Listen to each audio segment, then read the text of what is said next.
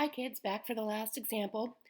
We are going to do lead and show both the electron configuration notation and the noble gas notation. So the first thing I want you to do, again, is to remember your period numbers. Don't forget the bottom two rows. So we're going to do the electron configuration notation first for lead. Go ahead and find lead on your periodic table. You'll notice it is pretty far down. We are in period 6 and group 14.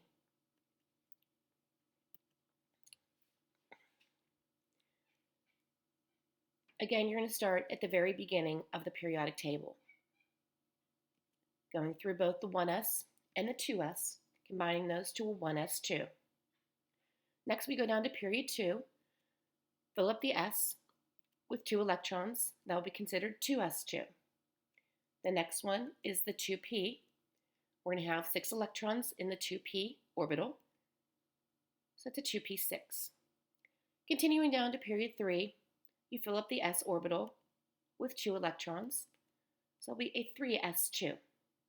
Going to the next part of the period 3 will be the 3p6.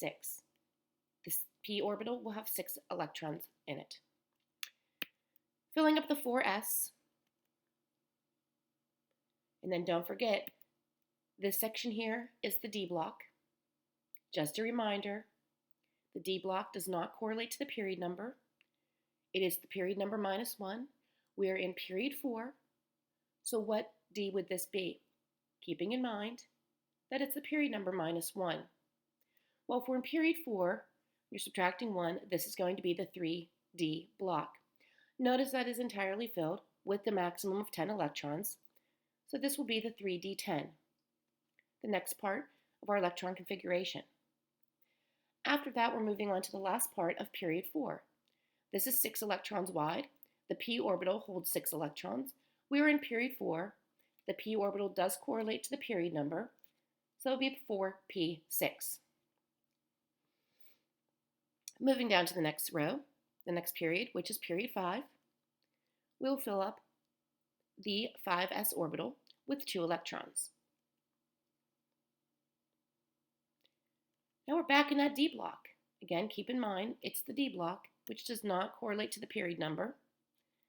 So we're in period 5, that's going to be the 4D, and it is completely filled with 10 electrons. That's considered the 4D10. Then moving on to the next section of the periodic table, which is 6 electrons wide, that's going to be the P block again. We are in period 5, it does correlate to the period number, so that's a 5p6. This is very similar to what we did with cesium. We're now down in the 6s, except this time we're going to fill up that 6s with 2 electrons. That's going to be a 6s2. Something happens right here. Look what happened. You can't go any further. You hit a roadblock, so you're going to have to stop. Now think about this. We're in period 6. Period 6 continues in the rows below. Just like if you hit a roadblock when you're driving your car, you're going to have to take a detour. So that's what we're going to do. We're going to take a little detour. This detour happens in both period 6 and period 7 after the s orbital. So if you're at the 6s2 or the 7s2, you have to take a detour down below. So if you're in the 6s, your detour is going to come down here. If you're in the 7s, you're going to detour to this area here. What block are those 2 rows?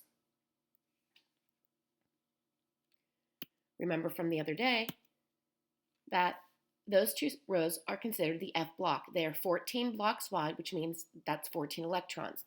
An F block can hold a maximum of 14 electrons. Now eventually, if you've taken a detour as you're driving, you eventually get back to where you need to be. So we will eventually get back up to where we need to be to get to lead. Remember that the F block also is like the D block, and it does not correlate to the period number. This is period 6 and period 7. The F block is period number -2. Again, I said period number -2. So if we're in the period 6 in the F block, that's going to represent the 4F. If we're in period 7 in the F block, that's going to represent the 5F. So let's take our detour from the 6s2 down to the 4f. We need to get back up to period 6 so we can fulfill the electron configuration for lead. Right now we're going to travel all the way across that 4f. Notice that we have to go all the way across it. If you count the blocks, you should end up with 14 because that's the maximum that the f block can hold. An f orbital can hold a maximum of 14 electrons. So now we are ready to get back to the 6s2. So we're going to take that detour back to where we need to be. But since we just traveled across the 4f and filled it up, that would be considered the 4f14. That is the next part of our electron configuration notation. Now let's resume and get back to where we needed to be. So watch what happens. We're going to go from the 4f14 back up to where we originally were detoured. Then we can start the next section. We are now in the D block. Remember, the D block is period number -1. We are in period 6. It's period number -1, so that first block is considered 5D1. But we need to get all the way over to lead. So we're going to travel all the way across that 5D, and it's going to be filled up with a maximum of 10 electrons.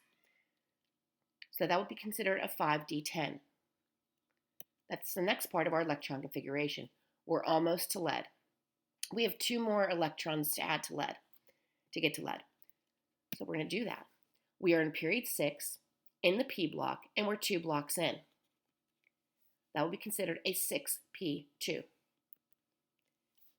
And that is the electron configuration for lead, the electron configuration notation for lead. That's different than, say, the noble gas notation. The noble gas notation for lead is done just like any other noble gas notation. You need to determine what is the noble gas in the period above. So we're looking for the noble gas in period 5. So go up to period 5 and all the way over to group 18. What noble gas is that? In this case, it's going to be xenon. So we're going to start with xenon in brackets, and let's go to the next period for xenon, and that's period 6. We filled up the 6s2. We took our detour down to the 4f and filled up the 4f14. We took the detour back to the 5d and filled up the 5d with 10 electrons. And then we traveled on to the 6p2 to fulfill all of the electrons for the noble gas notation for lead. I hope this helps, and thank you for listening.